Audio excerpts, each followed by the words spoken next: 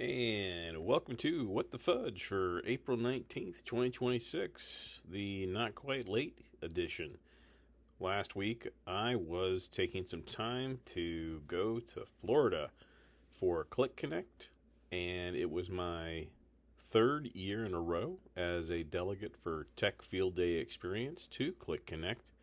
Great chance to catch up with folks, and I think of it as more than just a tie-in. It actually resonated on several levels that you see a progression over a 3-year period. And that relates, of course, to AI. It relates to governance and compliance, the notion of sovereignty, regulatory frameworks. I think of this as everything evolving in terms of the enterprise tech stack and the roles for who will be involved in that evolving enterprise tech stack. This could mean that if you consider things like platform engineering or product engineering, the notion of what happens as you go from where product experiences, end user experiences, the delight that you try to bring the end user of what your product would be. These all came together this week. It was a lot to take in, but again, I was surrounded by industry peers, other analysts, independent, as well as just some of the more forward looking product people on the planet, arguably, as well as an entirely, or at least mostly, passionate. I think of the best way to describe it as an enviable, passionate community of practitioners that assembled for something like a Qlik Connect. These are folks that really do think about data products and delight their own internal customers. So, with that in mind, a couple of the news items that caught my eye were there's just a seemingly an avalanche of AI related bills that have been taking place. So if you think of what's happening, you've had things related to the industry regulatory side, what that might mean, and then you look at the potential for a patchwork or a heavily patched patchwork of different bills that may or may not come into being within the United States on a state-by-state basis, what might happen federally. And then you think about the post-anthropic mythos model, all those things kind of starting to play out. And then along the lines of sovereignty, you begin to see things like I believe the UK government launching their own sovereign AI unit with its own lessons around where it will invest. Anything related to the implicit association of AI being a sovereign endeavor.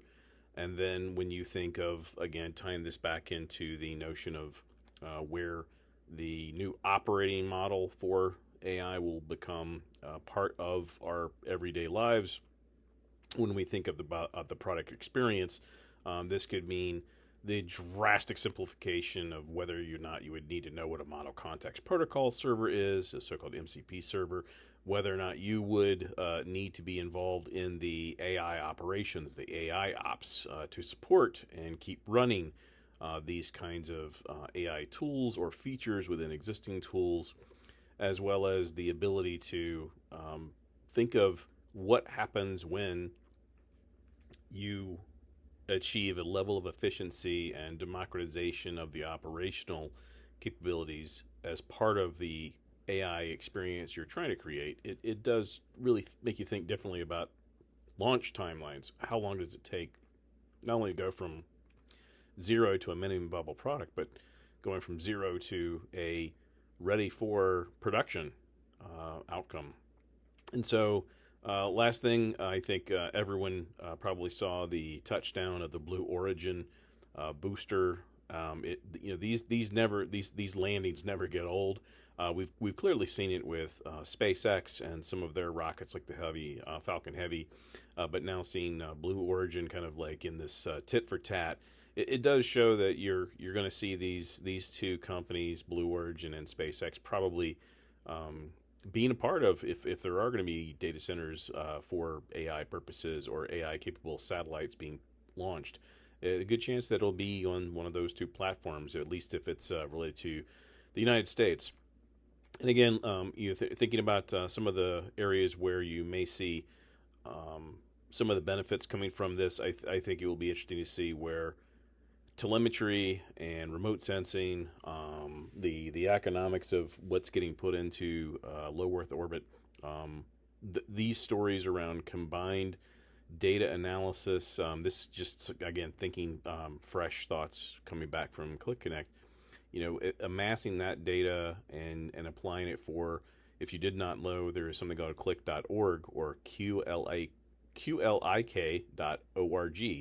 and this is the nonprofit wing of Qlik. And so I'm just imagining what happens when you combine the data that would be available from the satellites, majors, as well as the low Earth orbits, as well as potentially even the ones that might be dirigible based, balloon based, moving down into what you would describe as the drone, clarity level of remote sensing, telemetry, data sequestration, analysis, and presentation for so-called actionable intelligence.